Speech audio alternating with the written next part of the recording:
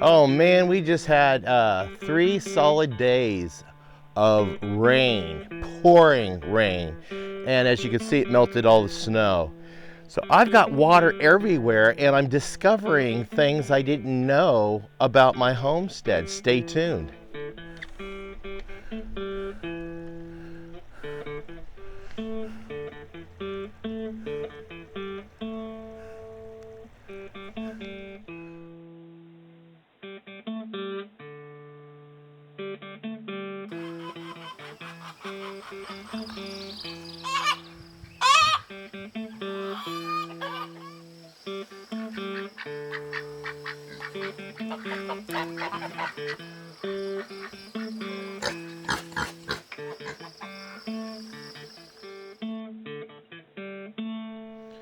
Hello folks, welcome back to Pine Meadows Hobby Farm. I'm your host, Jerry Hansen. I decided to rig you guys in on this new adventure, and it's a new adventure for me. After 3 solid days of pouring down rain, the rain successfully melted most all the snow, except for some of the snow drifts we have around the house. But I've noticed when I come up to feed my animals this morning that I have running water going right down here, and I traced it. I have a spring bubbling up right here next to the barn, and it's all filtering down from this hillside here. And I think this is the same hole that was in my duck pen that the ducks had found and started digging out and drinking water from a couple of years back. So that's one feature that occurs on my homestead after rain. Now that spring will flow for about a month or two, so I'll have a little water. And fortunately, it flows right down the hill into the stream that feeds the pond, so I have a longer life of the pond having being refilled, so I don't have to fill it with a garden hose. It appears I have another spring right here too. And then that little pool up there is filled that the little piggies had dug.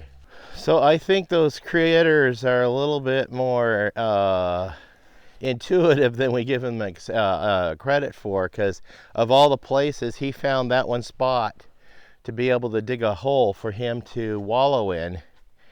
And yeah, it looks like that feeds this little spring here. Wow.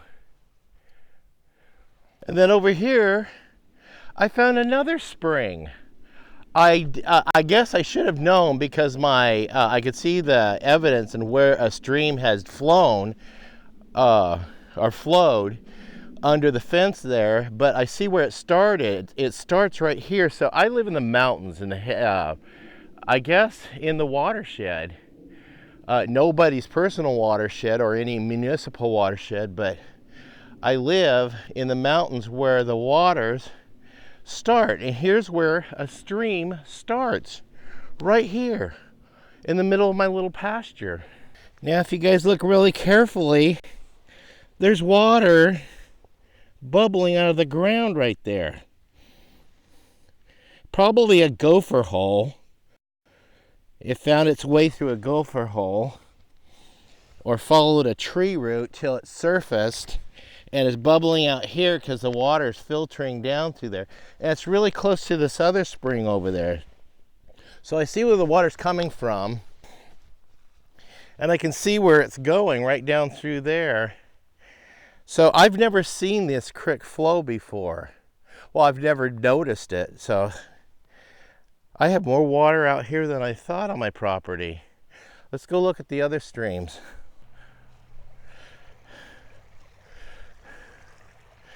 Now, as small as this stream is, this comes off of the mountain and the hillside up there, and then catches all the rainwater runoff and throws it here. So what I'm trying to say is this stream here, as small as it is actually my longest running stream on the whole property.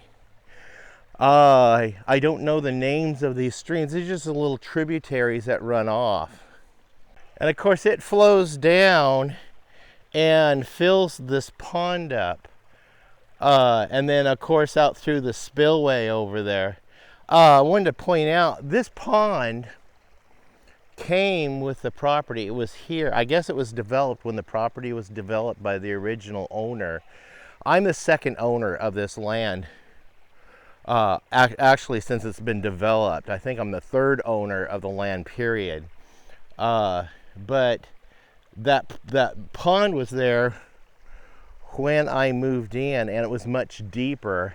So as you can tell, this little stream has washed a lot of sediment down and filled in the pond. I'm going to let the pond dry up this year. I'm going to rent one of those Bobcat tractors and dig that pond out and get it back down to, well, it was this deep when I first moved in because I cleaned out the pond, and now it's barely shin deep. So being that shallow, it's not right now a great habitat for fish. I did have fish in here at one time when it was deeper. It was those little mosquito fish that eat the mosquito larvae. I got those free from my vector control and put them in here, but I haven't seen any of those little fishies for a long time. So I wonder if they all got ate up by the geese. We did have a turtle migrate into the pond one time. But yeah, there's quite a water flow coming out, and it's never flooded out over the top except for once. And that was the year we moved over here. The water was flowing over the top of this dam area. And then of course it just spillways down over on this side of the dam into the creek, and the creek falls down and joins my front creek down on that end of the property right at the edge at the fence line, and then all the streams that flow through my property come together on the next door neighbor's property. This stream here right out in my front yard, it's 50 feet from the house. It just started flowing about a week ago, and this is probably the largest volume of water that comes through the property, with the exception of the front culverts and creeks I'm going to show you guys next. But this again starts next door up where the neighbor's property is, and it comes down off that mountain and then flows right through my yard here and gives me a nice free ambiance of a stream and cascading water that people pay thousands of dollars for water features in their yard. I have a free water feature. But that's pretty.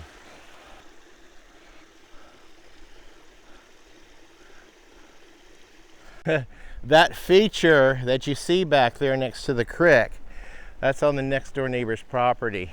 That's where Marty Rainey had built that when they were up here at the house filming their episode of Honey, I Torched the Homestead here. And that's where they had their camp. They had the tent set up, and that's where they filmed their dialogue, was right there on the neighbor's property. So it's a nice reminder what Marty left there of, yeah, the epic adventures that the homestead had. Also, right over there in that clearing is where that helicopter landed, and we walked right through the fence. They actually cut the fence. I had to mend it back together after they left, but they cut the fence and we can walk right through there and then board the helicopter and go on that ride and do the shot from up there. So yeah, that's a little bit of background story about filming here on Pine Meadows Hobby Farm. It's a really nice day out today.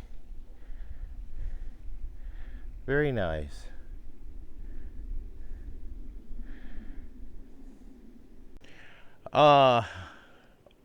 With all this water, I have two more streams that flow through my property that I'm going to show you, just to show you how much water we've got coming through. Yeah, lots of water. Yeah, here's yet another Crest Dream. This probably has as much volume of water coming through it as the back one that feeds the pond. And this comes from a large area. It comes from way up there on those mountains. So I'm fed by 3 different mountains coming right down, intersecting through my property. Yeah, this one starts over here and flows under my driveway, and then through here meanders out through my property, and then down across the fence line into the culvert. And now let's take you up to the culvert, and I'll show you the volume of water flowing on that stream. And that is a major stream because it comes right down through the canyon up there. Check my mailbox while we're up here. This mailbox has totaled 2 cars. No mail. And a truck ran over it. It's heavy gauge steel, both the post and the mailbox. It's really heavy. And I have it set to code height and code distance from the shoulder of the road. So it's all legal, and it's set appropriately to the regulations as downloaded from the post office. Speaking of the post office, here's the post office. Anyway, that's how much I have here.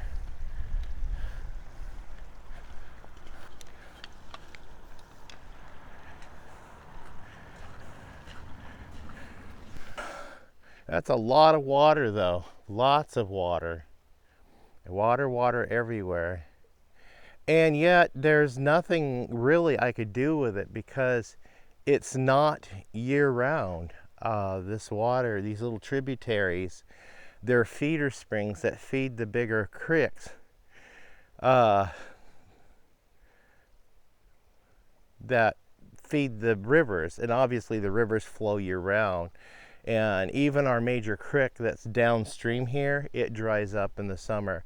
So as far as hydrology, usage of hydrology goes, it's non-efficient for putting in water power. I would like to, but we just don't have the volume and we don't have the lift because I'm only limited to what I have on my property. I can't encroach upon somebody else's land and go develop a spring and run pipes down for pressure. So it's just the ambience of these little springs that are filtering down in the ground, which gives me peace of mind because at least my well is being recharged every year. I have a 40-gallon a minute well. This next door neighbor has a 46-gallon a minute well. And I think we got the 2 biggest producers in this little valley. Well, I'm Jerry Hansen, your host. This is Pine Meadows Hobby Farm. We're a small homestead tucked high in the Cascade Mountains of the Pacific Northwest, geographically located west-southwest of Crater Lake National Park.